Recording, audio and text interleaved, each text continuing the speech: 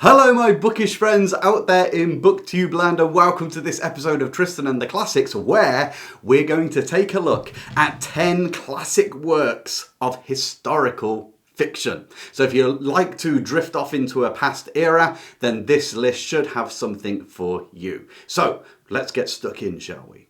Just to say before we start, when we talk about historical novels, it doesn't just mean old novels, it means when the author wrote it, it was history to them. It happened before them. I say this because I have seen some talk about Pride and Prejudice being an historical novel.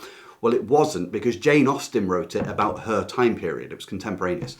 All of the historical novels are written in a time period that comes before the writer is writing. So, the first one on our list is on here as a bit of a homage to my father, because he loved this book. It was written by Lew Wallace in 1880. Do you know which one it is? It's Ben-Hur. A phenomenal book. My dad absolutely loved this. And in fact, I believe this is the best-selling book in America in the 19th century, outdoing even Uncle Tom's Cabin, and was only outdone by a later historical novel, Gone with the Wind. So the story, very quickly, to give you the premise, we have a Jewish nobleman called Judah Ben-Hur living in the first part of the first century, governed by Rome. He meets an old friend that he grew up with called Messala, who's joined the Roman military ranks. And they have a difference of opinion. They no longer follow the same kind of course in life. Anyway, due to a tragedy, he ends up being a slave, and his family lose all of their inheritance, and loads of things go wrong. And he wants revenge. However, it's called A Tale of the Christ because Jesus figures in it very briefly and has a profound impact and turns the mind. Well, you'll have to read it. You'll see how Judah Ben-Hur is bent on revenge and how the story ends up working out. But brilliantly historical because it captures Rome so well and the time period. It immerses you. But a little secret, Lew Wallace never even visited the Holy Land. He actually based all of this by doing research in the was it the Library of Congress that he did? So he never even went over there, but wrote one of the most captivating historical novels that's ever been produced. That was number one, Ben-Hur by Lew Wallace. I'll just read you the opening paragraph so you can get an idea of the tone. The Jebel Ez-Zubla is a mountain 50 miles and more in length, and so narrow that its tracery on the map gives it a likeness to a caterpillar crawling from the south to the north. Standing on its red and white cliffs and looking off under the path of the rising sun, one sees only the desert of Arabia, where the east winds so hateful to the vine growers of Jericho have kept their playgrounds since the beginning. Its feet are well covered by sands tossed from the Euphrates, there to lie. For the mountain is a wall to the pasture lands of Moab and Ammon on the west, lands which else have been of the desert a part.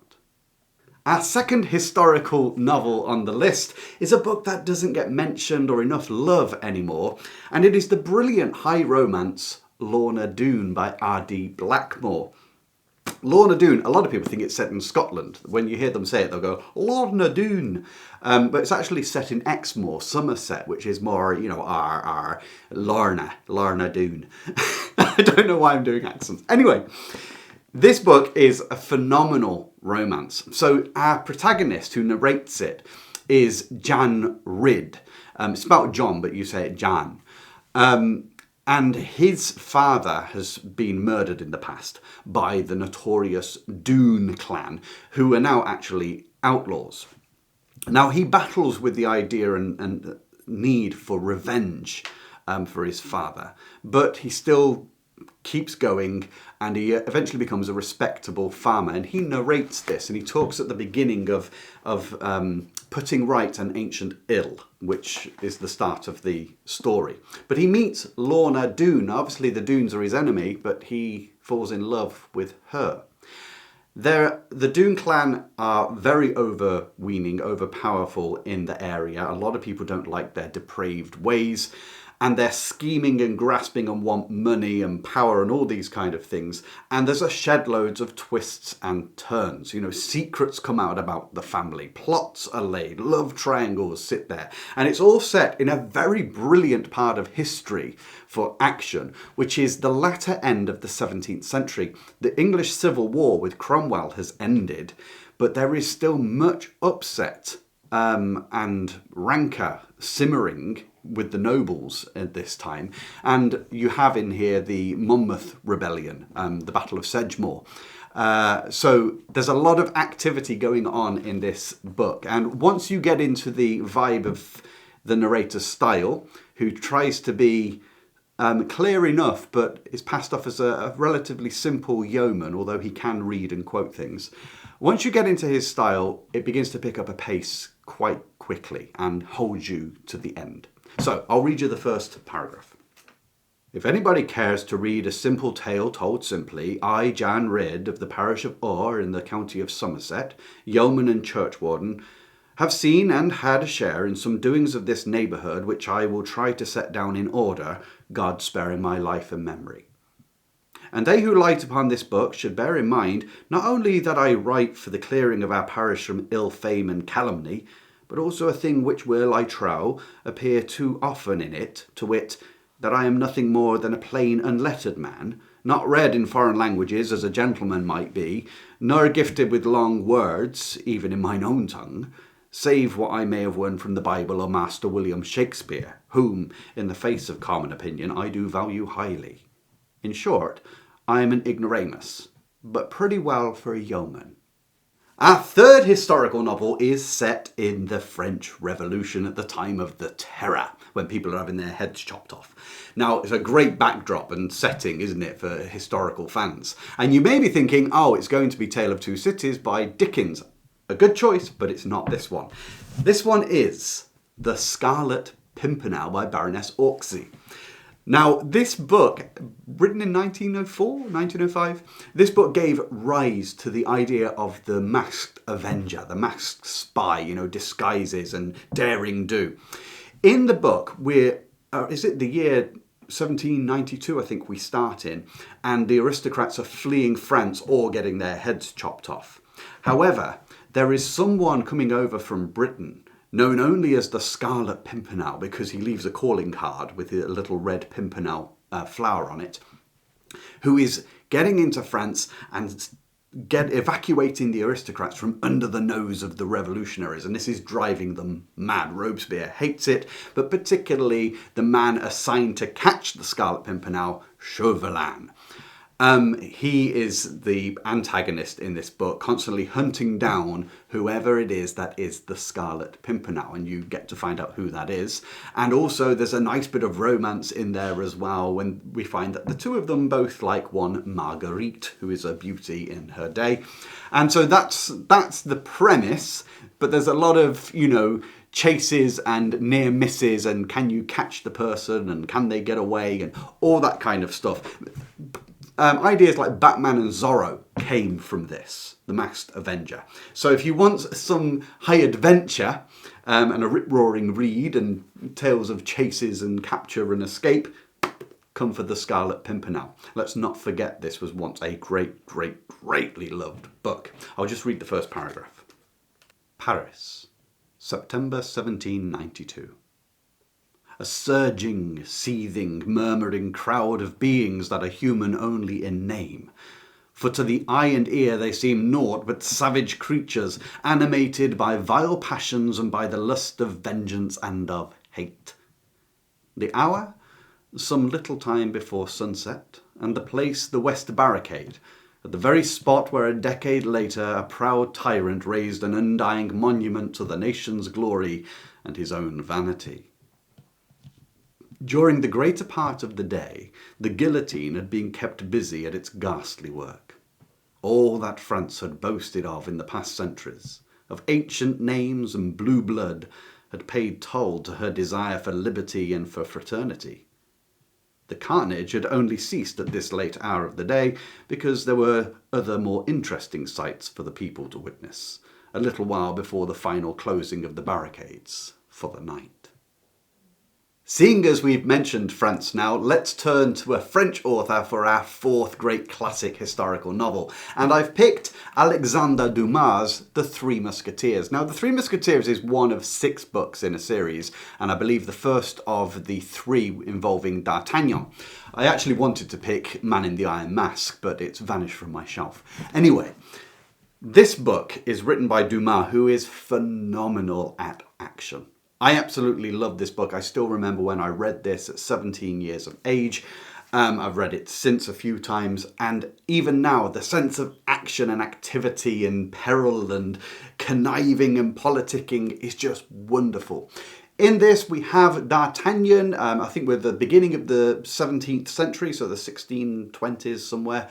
And D'Artagnan wants to head into Paris to make his name as a musketeer. To serve the king.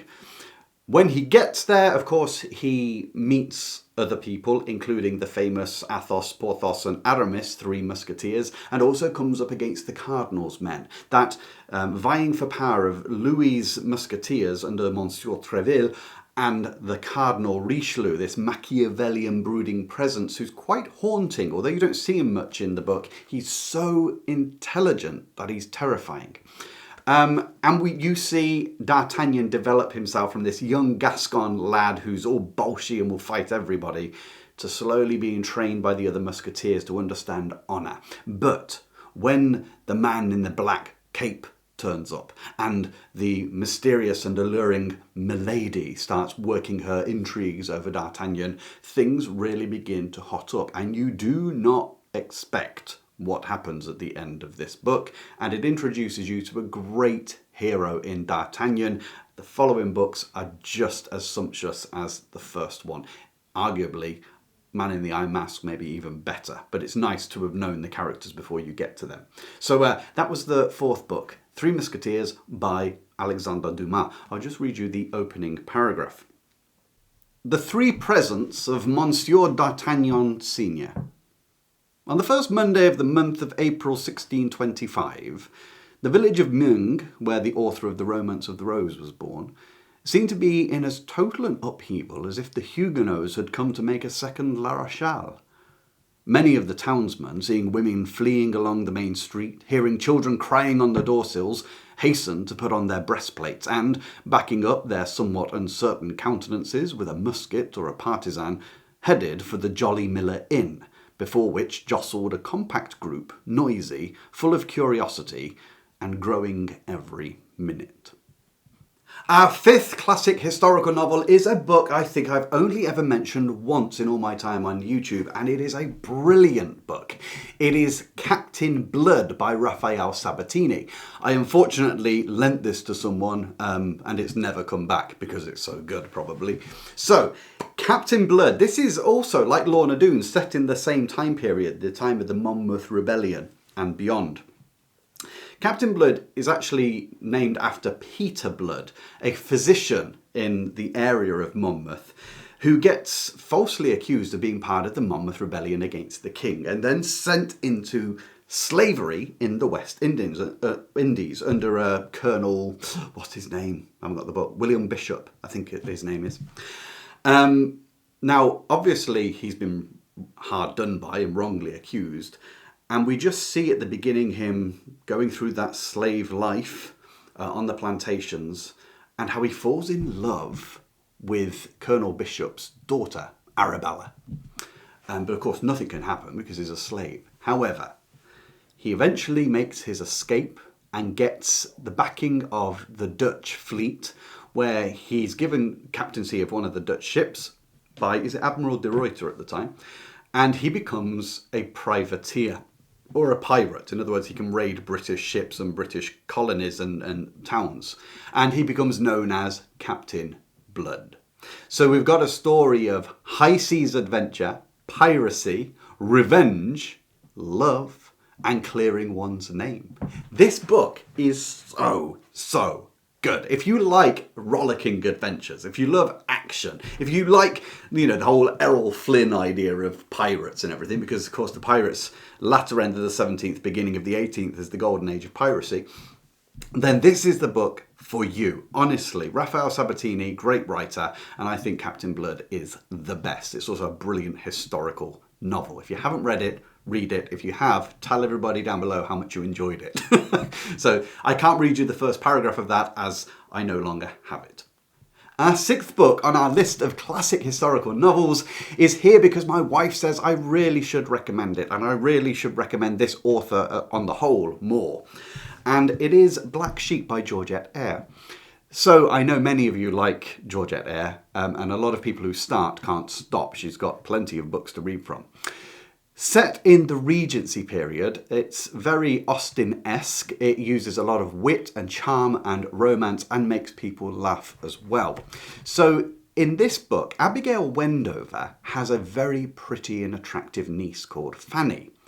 Fanny is succumbing to the lures and guiles of Stacey Cavalier, I believe his name is, a bit of a rogue, a bit of a ne'er-do-well, but he's a gentleman but has a terrible reputation, and she needs to steer her niece away from him.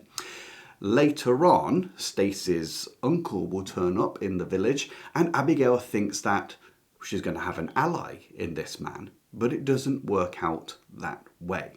And as with all of Georgette Eyre's works, there is the wit and there's the comedy, as well as the tension of, you know, oh no, is it all going to go wrong kind of thing. Will everything work out in the end? So that is Black Sheep by Georgette Eyre. Let me know down below if you've read much of Georgette Eyre's work. I'll just read the first paragraph.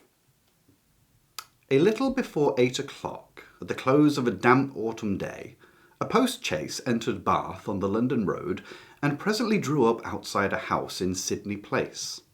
It was a hired vehicle, but it was drawn by 4 horses, and there was nothing in the appearance of the lady who occupied it to suggest that a private chaise with her own postilions would have been rather beyond her touch.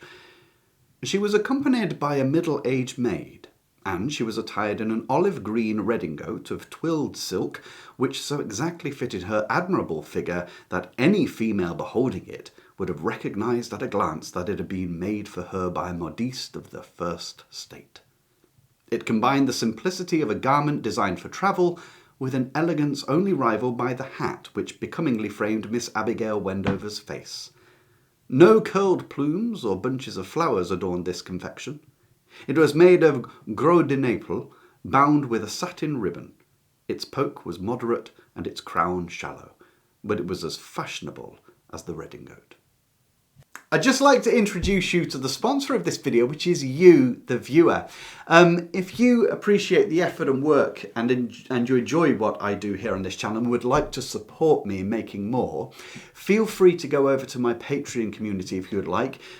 Sign up for even just 1 month and get access to some, you know, unique material there. Or if you'd just like to make a small £3 donation, go to my Buy Me a Coffee page and you can just leave a donation there. Every little bit you give helps so much, and you've supported me so well, especially after the last video, that I'm truly, truly grateful. You have no idea how much it means. Now, let's get back to our historical novels. The 7th great classic historical novel on our list also is the longest one, the biggest one, and it's one of 2 rather large books on this list. It is Les Miserables by Victor Hugo. What a book, a staggering book. Now you may be wondering, well, could I get through all 1,300 pages of this? Can I just say, if you haven't already seen it, go and see my video from last week, which is an easy tip to help you read more classics. It will tell you the one way you can guarantee get through a book this size without exhausting yourself. And I'm currently using that tip as I read through this.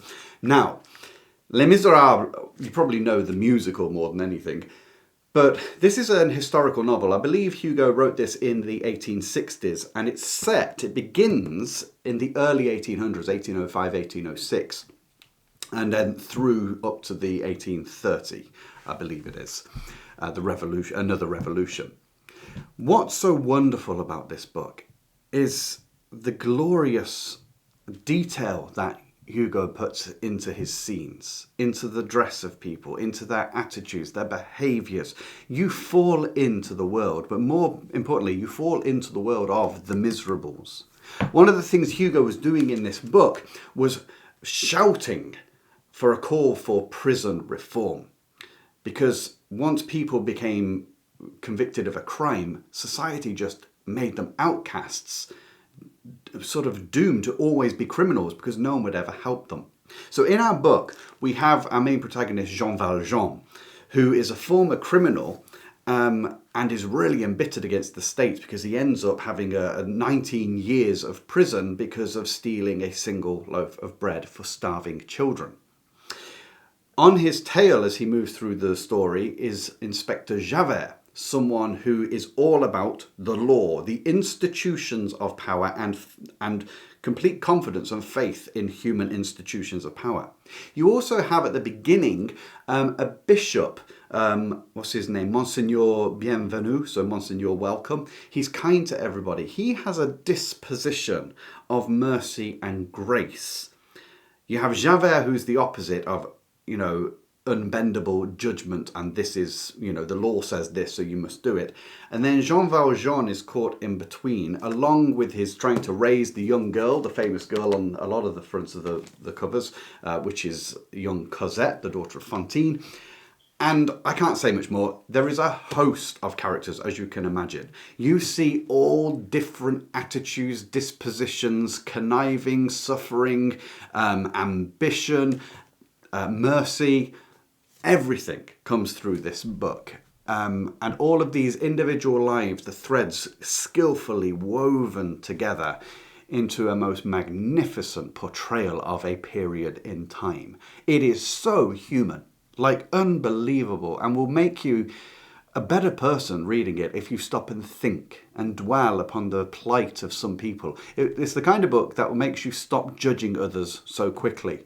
And it's not false to its title, The Miserables, because he is concerned very much with those who are in poverty and in disgrace or have a bad reputation attached to their name that they can never escape from, and how society is like this grinding millstone on the heads of poor people.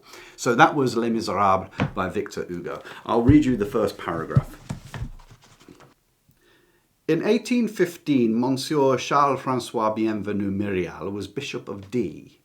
He was an old man of about 75 years of age. He had occupied the see of D since 1806. Although this detail has no connection whatever with the real substance of what we are about to relate, it will not be superfluous, if merely for the sake of exactness in all points, to mention here the various rumours and remarks which have been in circulation about him from the very moment when he arrived in his diocese. The 8th book on our list of classic historical novels takes us over to Italy, or more specifically, Sicily. It is The Leopard by Tomasi de Lampedusa. Now, this was written in 1958, but it follows accounts that happened in the 1860s during the Risorgimento, or the unification of Italy, and Garibaldi's red shirts coming into Sicily, the two kingdoms Sicily, to unite it all under Italy. And we follow the prince of one of the families in Sicily, Don Fabrizio, Fabrizio Salina, because it's the Salina aristocratic family.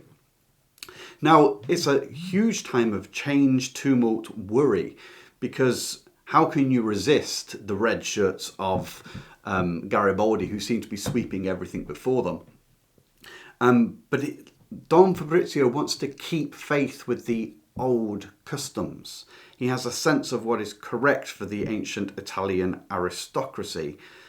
But at the same time, he has a nephew whom he really admires called Tancredi Falconeri, who joins Garibaldi's side, becomes part of the Senate. And Fabrizio is, Don Fabrizio, he is actually asked if he wants to be part of the Senate too. Now, does he turn it down? Does he take it up? Can he adjust?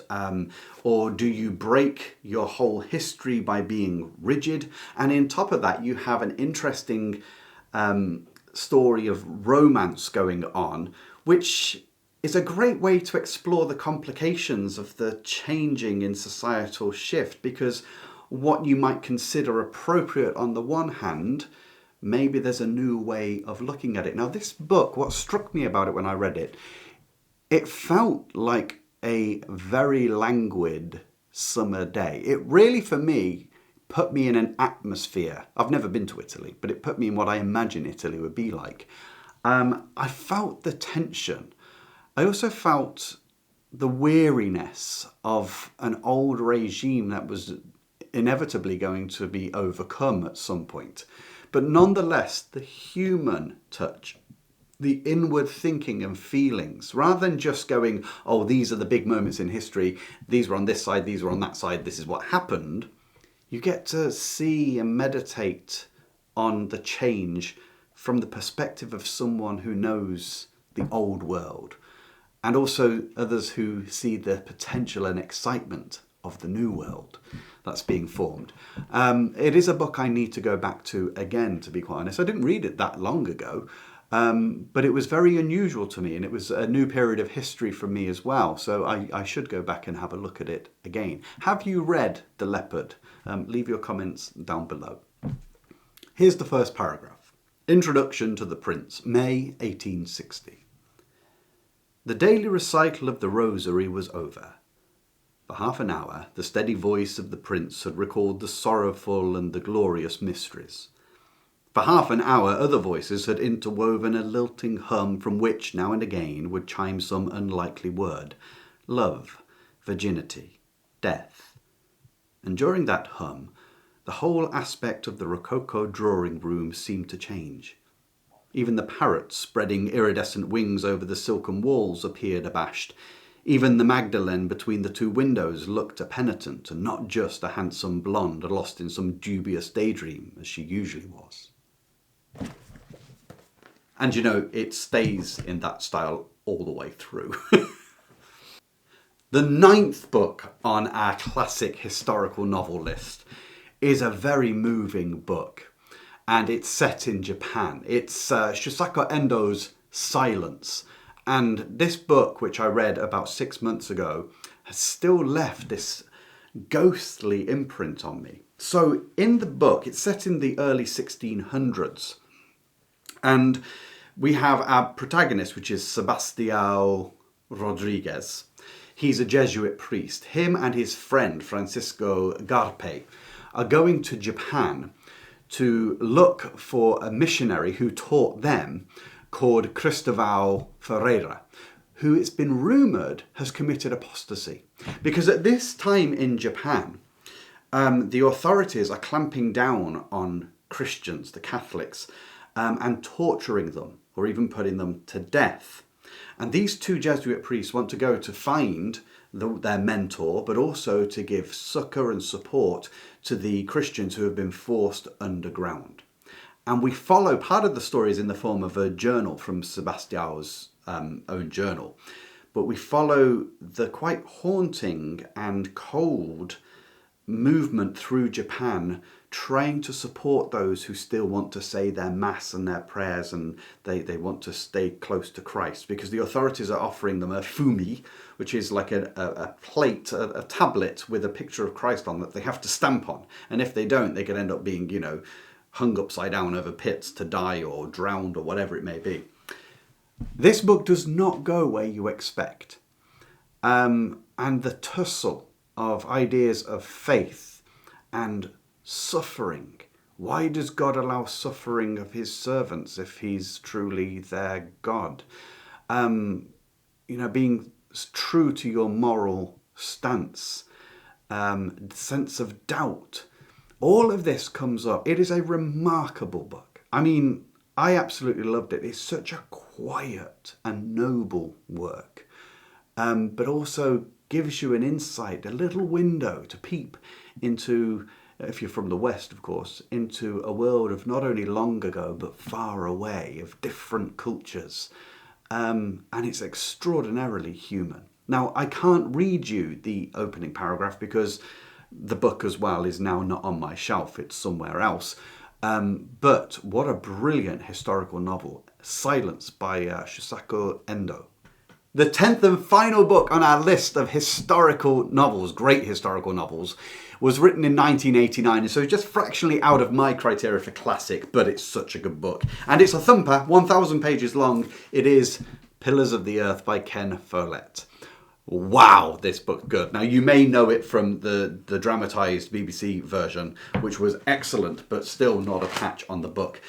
A book this size I can't summarise very easily, but I'll just give you the idea from the beginning. First of all, we have a young red-headed boy who is hanged after being convicted by a priest and a monk and a knight, and his mother says that they will live lives in complete sorrow and all of their children will be hanged and their enemies will prosper. One bit. So how's that going to work out? Then we get introduced to our main character, Tom.